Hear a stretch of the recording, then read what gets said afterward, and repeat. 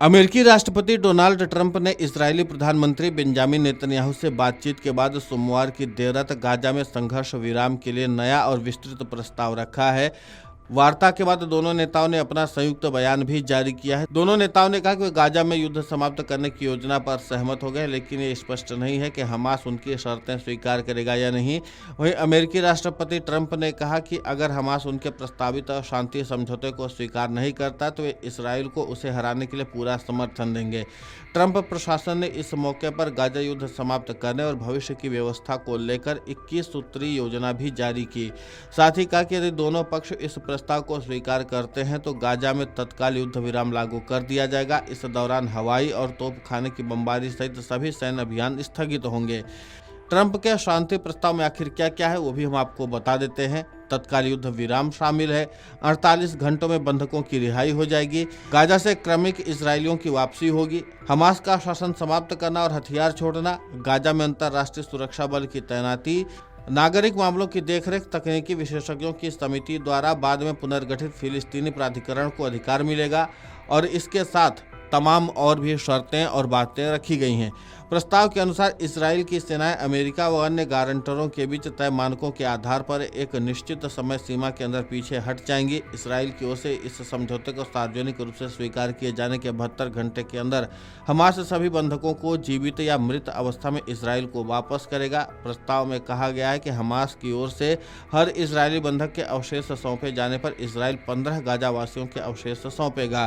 Trump के प्रस्ताव के अनुसार अमेरिका इजराइल और फिलिस्तीनियों के बीच संवाद स्थापित करेगा ताकि शांतिपूर्ण और समृद्ध सह अस्तित्व के लिए राजनीतिक सहमति बन सके। इस प्रस्ताव के अनुसार इजराइल किसी भी हाल में गाजा पर कब्जा या विलय नहीं करेगा। गाजा एक कट्टरपंथी मुक्त क्षेत्र होगा, ऐसा आतंकवाद मुक्त क्षेत्र जो अपने पड़ोसियों के लिए कोई खतरा पैदा नहीं करेगा। गाजा पट्टी में सहायता का वितरण संयुक्त राष्ट्र और उसकी एजेंसियां रेड क्रिसेंट के माध्यम से दोनों पक्षों के हस्तक्षेप के बिना होगा। हमास और अन्य गुट गाजा के शासन में प्रत्यक्ष या अप्रत्यक्ष किसी भी रूप में कोई भूमिका नहीं निभाने पर सहमत होंगे। हमास के जो सदस्य गाजा छोड़ना चाहेंगे उन्हें उन देशों तक सुरक्षित पहुंच प्रदान की जाएगी जो उन्हें यहां से लेना चाहते हैं। गाजा के पुनर्निर्माण और उसे सक्रिय बनाने के लिए एक ट्रंप आर्थिक योजना बनाई जाएगी। व्हाइट हाउस के प्रवक्ता ने कहा कि इस प्रस्ताव को स्वीकार करने पर समझौते के अनुसार गाजा पट्टी में तुरंत पूरी सहायता भेजी जाएगी और किसी भी फिलिस्तीनी को गाजा छोड़ने के लिए मजबूर नहीं किया जाएगा।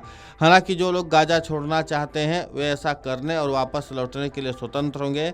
अमेरिका, अरब व अन्य अंतर्राष्ट्रीय साझेदारों के साथ मिलकर एक अस्थायी अंतर्राष्ट्रीय स्थिरीकरण बल विकसित करेगा जिसे तुरंत गाजा में तैनात किया जाएगा। गाजा का शासन एक तकनीकी राजनीतिक फिलिस्तीनी समिति के स्थायी संक्रमणकालीन समिति के हाथ में होगा।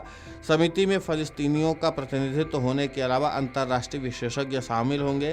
प्रस्ताव के अनुसार सभी बंधकों की वापसी के बाद हमास के उन सदस्यों को जो शांतिपूर्ण सह अस्तित्व अपने हथियारों को निष्क्रिय करने के लिए प्रतिबद्ध हैं माफी दी जाएगी। गाजा में एक विशेष आर्थिक क्षेत्र स्थापित किया जाएगा। इन आर्थिक जोन में भाग लेने वाले देशों के साथ पसंदीदा टैरिफ और पहुंच दरों पर भी बातचीत की जाएगी। नेतन्याहू ने अपने कतरी समकक्ष शेख मोहम्मद बिन अब्दुल रहमान अल थानी को फोन कर हालिया इजरायली मिसाइल हमले के लिए औपचारिक माफी मांगी। इस हमले में एक कतरी सैनिक की मौत हो गई थी। व्हाइट हाउस ने कहा कि नेतन्याहू ने भरोसा दिलाया है कि ऐसी घटना अब दोबारा नहीं होगी। अब देखना महत्वपूर्ण होगा कि जिस तरीके से अमेरिकी राष्ट्रपति डोनाल्ड ट्रंप ने एक बार फिर से नई शांति का प्रस्ताव तैयार किया, जिन शर्तों पर बात उन्होंने रखी है, अब ऐसे में देखना महत्वपूर्ण होगा कि दोनों पक्ष में शांति के लिए कोई बातचीत आगे बढ़ पाती है या नहीं, क्योंकि शांति प्रस्ताव तो बनकर तैयार है लेकिन उसके बाद दोनों देश सहमत होंगे इन तमाम प्रस्तावों पर, यह कह पाना मुश्किल है। तो अभी इंतजार इस बात का है कि जब दोनों देशों की सहमति हो जाए तो जाहिर सी बात है कि गाजा युद्ध को एक बार फिर से रोका जा सकता है और शांति बहाल की जा सकती है।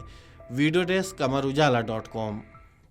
अगर आप ये वीडियो YouTube पर देख रहे हैं तो हमारे चैनल को सब्सक्राइब कर बेल आइकन दबाएं और Facebook पर देख रहे हैं तो हमारे पेज को लाइक करें।